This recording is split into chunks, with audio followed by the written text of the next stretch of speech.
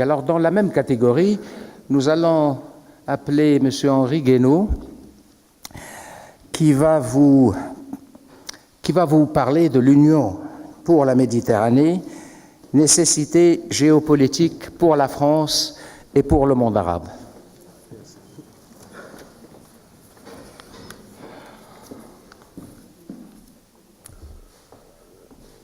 Merci. Merci de cette invitation.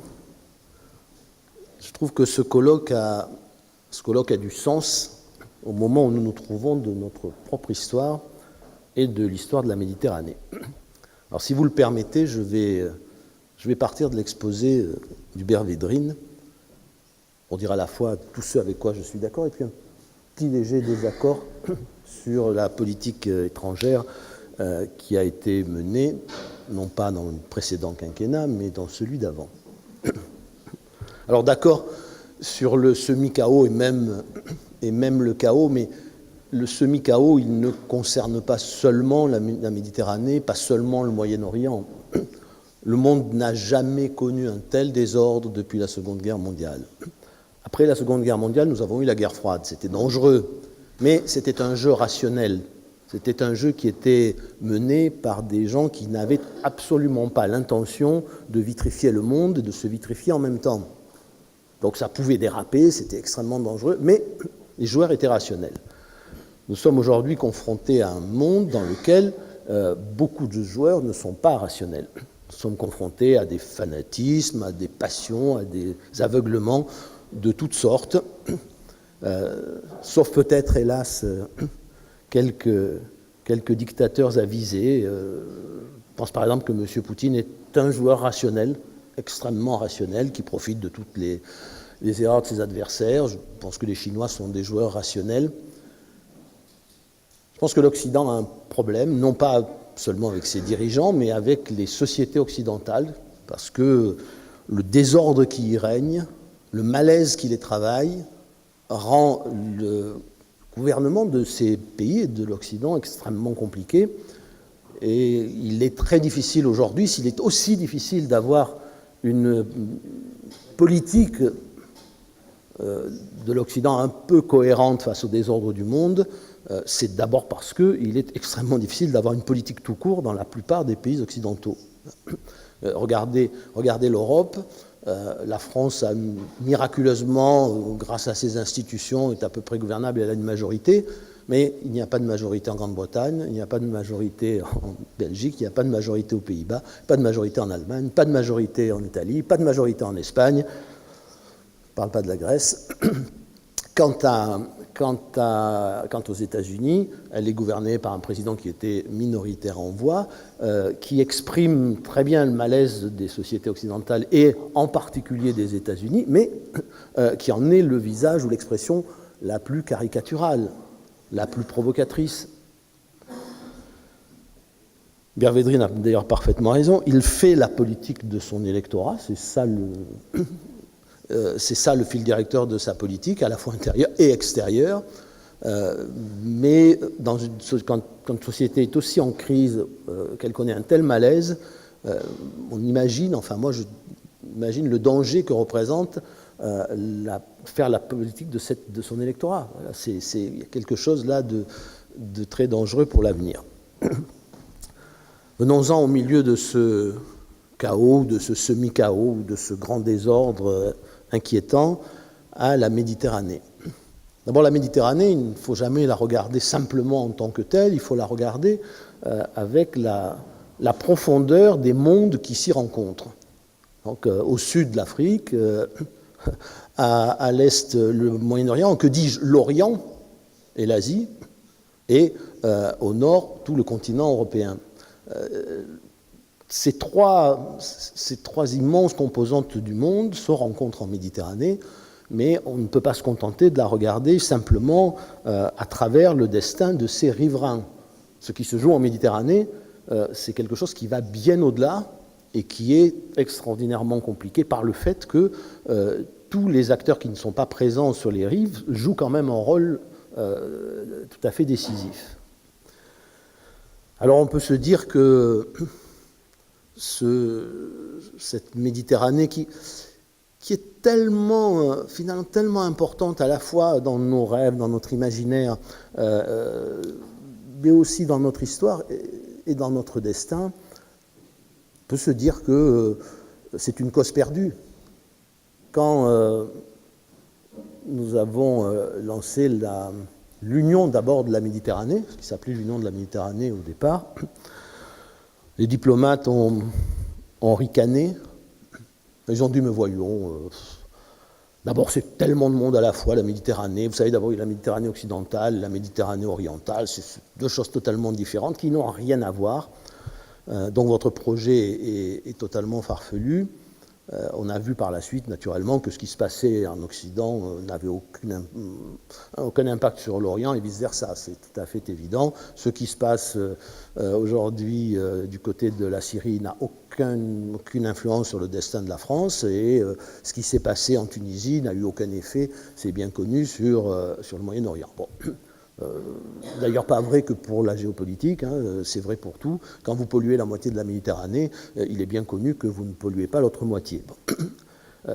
Donc c'est un vrai sujet à prendre comme un tout, n'en déplaise à tous les spécialistes chevronnés de cette région du monde. Et c'est ce que nous avons essayé de faire tant bien que mal.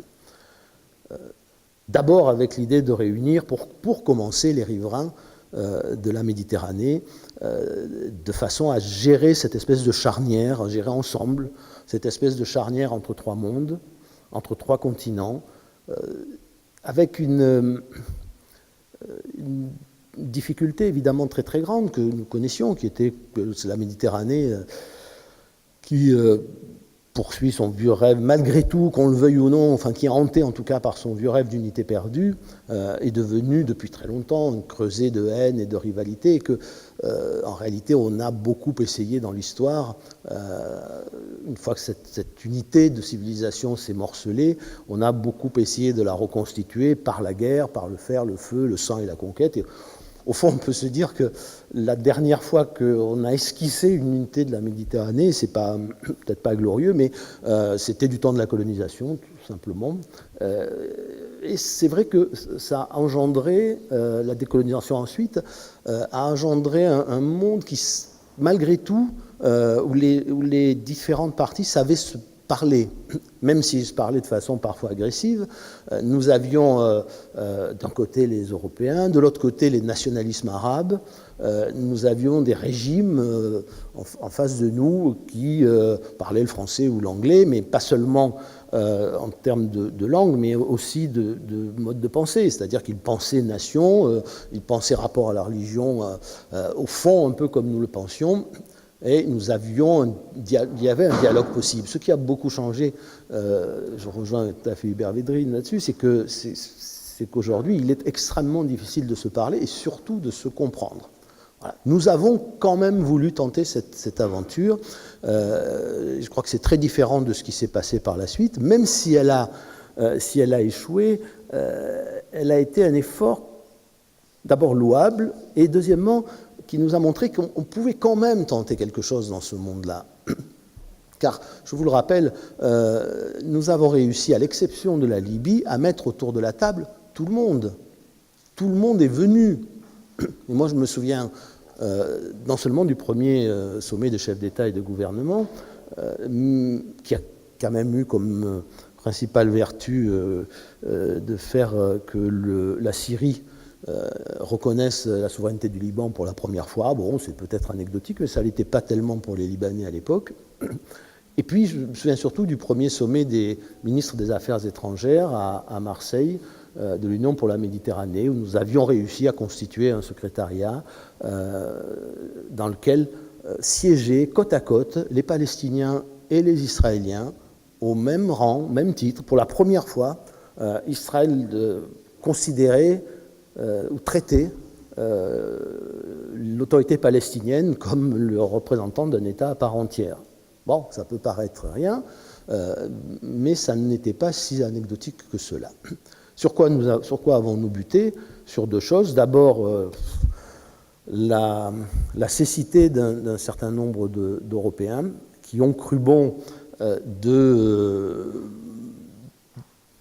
vouloir à tout prix que l'Europe tout entière rentre dans l'Union pour la Méditerranée. Ça a été le prix à payer pour détruire pour défaire le processus de Barcelone. Donc, je rappelle quand même qu'il avait pour caractéristique d'être vraiment, pour le coup, un processus très postcolonial dans lequel il y avait l'Europe en grand d'un côté et puis un morcellement d'États dispersés et affaiblis de l'autre. Et comme disaient certains diplomates du Sud à l'époque, une fois par an, on nous invite à prendre le thé à Bruxelles et puis on nous dit ce qu'on va faire pour nous. Voilà, c'était évidemment la pire des solutions. Notre idée était qu'il fallait un partenariat à parts égales entre le Nord et le Sud, qu'il fallait une coprésidence avec un pays du Nord et un pays du Sud, que ce pays du Nord d'ailleurs ne pouvait être, au moins dans les premières décennies, qu'un pays riverain de la Méditerranée, ce que les Allemands avaient accepté. Et nous avons décidé de faire ce partenariat avec l'Égypte. Et je crois que c'était le meilleur choix possible. Moi, j'ai été absolument effondré de voir l'attitude des gouvernements occidentaux, européens et américains d'ailleurs, au moment des printemps arabes et juste après les printemps arabes. Je me souviens avoir m'être senti très isolé sur les plateaux de télé quand le président Moubarak a été renversé. Il n'a pas été renversé par les blogueurs, c'est une histoire, c'est une histoire à dormir debout. Enfin, tout ça a été orchestré, poussé, encouragé. Avoir dit, nous avons peut-être plus perdu que gagné parce que Moubarak et son régime avaient tous les défauts qu'on peut imaginer, mais c'était un homme de paix. Et des hommes de paix dans cette région, il n'y en a pas beaucoup. Et moi, j'ai été très frappé de voir les chefs d'État et de gouvernement des pays du Nord, des pays occidentaux, brusquement passer d'une politique où on privilégiait la stabilité à une politique où on ne privilégiait plus que l'idéologie des grands principes de notre démocratie, de nos droits de l'homme, au détriment de tout le reste. Ça a été un revirement absolument extraordinaire. La peur de rater le train de l'histoire a fait complètement dérailler les gouvernements occidentaux. La stabilité était devenue quelque chose de négatif. Il ne fallait plus s'occuper de la stabilité, il ne fallait plus s'occuper que de la croisade pour les droits de l'homme et la démocratie. Moyennant quoi, nous n'avons eu ni la stabilité, ni les droits de l'homme, ni la démocratie. Nous avons eu, au contraire, vous le savez aussi bien que moi, des poussées de fanatisme, de terrorisme. Nous avons eu Daesh, nous avons eu les frères musulmans, enfin bref. Et même la pacifique Tunisie a bien failli basculer, et le tout danger n'étant d'ailleurs pas complètement écarté. Mais c'est une faute collective de l'Occident et pas seulement de la France. Je trouve que la France avait au moins eu le mérite de tenter de réaliser ce vieux rêve d'unité et cette nécessité absolue, car nous n'arriverons à rien si nous n'arrivons pas à nous mettre ensemble autour d'une table pour gérer cette zone qui peut être soit une zone de coopération, soit une zone de conflit terrible. Car enfin, notre destin, il ne se joue pas en mer du Nord, il ne se joue même pas dans la Manche ou dans l'Atlantique, il se joue là, dans la Méditerranée. Car comment ferons-nous pour réguler les flux migratoires? Comment ferons-nous pour absorber le choc démographique qui se prépare au Sud? Et je ne parle pas du choc islamiste et de cette espèce de guerre larvée des civilisations. On a longtemps eu peur de ce mot, mais ça vient. Pardonnez-moi, ça vient. Et c'est d'ailleurs l'ambition, le but de tous nos ennemis, de tous ceux qui manipulent des gens pour poser des bombes et tuer des innocents. Le but, c'est bien d'arriver à une sorte de guerre civile qui sera une guerre de civilisation. Ne nous y trompons pas. Donc, ou nous avons un projet de civilisation à proposer, ou bien nous aurons la guerre des civilisations. Voilà. Alors, c'est difficile, c'est c'est au-delà sans doute des diplomaties traditionnelles.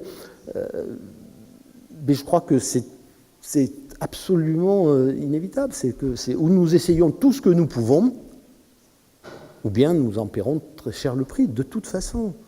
Vous savez, ça c'est comme la question de l'assimilation en France. Quand on dit, mais nous avons eu tort d'abandonner l'assimilation, on me répond, oui, mais nous n'y arriverons jamais, de toute façon, un certain nombre de gens sont inassimilables, voilà. Donc, mais si c'est le cas, si c'est impossible, que va-t-il donc se passer? Quelle est l'issue? Quelle est l'issue? Quelqu'un imagine le communautarisme et le tribalisme comme mode normal de fonctionnement de la société française et d'ailleurs de l'Europe? Mais c'est impensable. Donc, si on admet que c'est impossible, que ce n'est même pas la peine d'essayer, nous pouvons nous préparer tous à des conflits sanglants. Parce que cela se passera de cette façon. Je ne dis pas que c'est facile, je ne dis pas que l'assimilation est au bout du chemin, à portée de la main, mais enfin, si nous n'essayons même pas, nous savons quelle sera l'issue. Eh bien, il en va de même où nous arrivons avec la Méditerranée, c'est d'ailleurs tout à fait lié, où nous arrivons à construire un espace de paix, de coopération, où les intérêts réciproques sont ménagés, ou alors nous allons à la catastrophe. Bon, alors c'est très difficile parce que nous avons cru pendant des décennies, à partir de la Première Guerre mondiale, régler le problème, j'allais dire, à l'européenne, c'est-à-dire en créant souvent artificiellement des nations sur le modèle que nous connaissions en Europe, que nous avions inventé. Et ces régions ne s'y prêtaient pas du tout. Elles ne s'y prêtaient pas plus qu'elles ne se prêtaient à la démocratie telle que nous la comprenons ici, avec la loi de la majorité, parce que les populations, les religions, les civilisations sont imbriquées, et que dans ces régions, c'est un peu comme l'Europe centrale d'ailleurs, dans ces régions-là, la seule façon d'obtenir un ordre, c'était l'ordre impérial qui faisait cohabiter ensemble toutes ces minorités. Les nations que nous avons voulu dessiner n'ont pas réussi du tout à régler le problème. Et aujourd'hui, je suis frappé par le fait que encore une fois, nous n'essayons même pas. Voilà, nous n'essayons même pas. Il n'y a pas une initiative française, par exemple, même si c'est chimérique pour l'instant, pour essayer de reconstruire le Moyen-Orient. Et nous ne le reconstruirons pas si nous ne permettons pas aux communautés, aux religions, etc., de voir leurs intérêts protégés, d'avoir des garanties des droits, des territoires, etc. Voilà, vous ne ferez jamais cohabiter dans une nation au sens où on l'entend en France, les Kurdes et les Turcs. C'est ainsi, c'est comme ça. Bon. Et donc, il faut bien trouver d'autres voies. Mais si nous ne cherchons même pas ces voies, alors notre destin est bien sombre. Voilà ce que j'avais envie de vous dire rapidement. On pourrait en parler très longtemps. Si nous avons échoué, c'est d'abord à cause de la crise de Gaza. Deuxièmement, à cause des printemps arabes. Et troisièmement, parce qu'il y a eu la crise de 2008. La crise de 2008, elle est en partie responsable de ce qui s'est passé en Tunisie, de ce qui s'est passé en Égypte. La crise de 2008, elle est responsable du quasi-effondrement politique des pays du sud de l'Europe. Voilà, quand nous avons voulu passer le flambeau de la coprésidence de l'Union pour la Méditerranée à un autre pays européen du Sud, eh bien, nous n'en avons pas trouvé, il n'y avait pas de candidat. Voilà, l'Espagne ne pouvait pas, l'Italie ne pouvait pas, la Grèce, n'en parlons pas, le Portugal, pas davantage. Donc, voilà, les circonstances n'ont pas été favorables, mais elles devraient nous inciter à un effort encore plus grand et non à un abandon total, encore une fois, de ce qui est notre destin inéluctable. Merci. Merci, cher ami.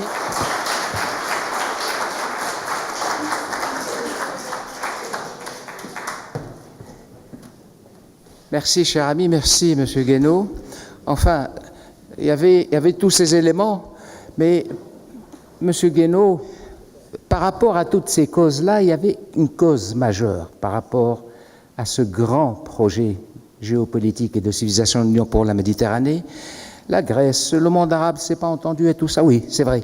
Mais il y avait surtout le rôle négatif et dévastateur de l'Allemagne.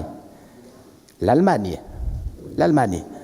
c'était la cause majeure. C'était un grand projet, mais l'Allemagne n'en voulait pas.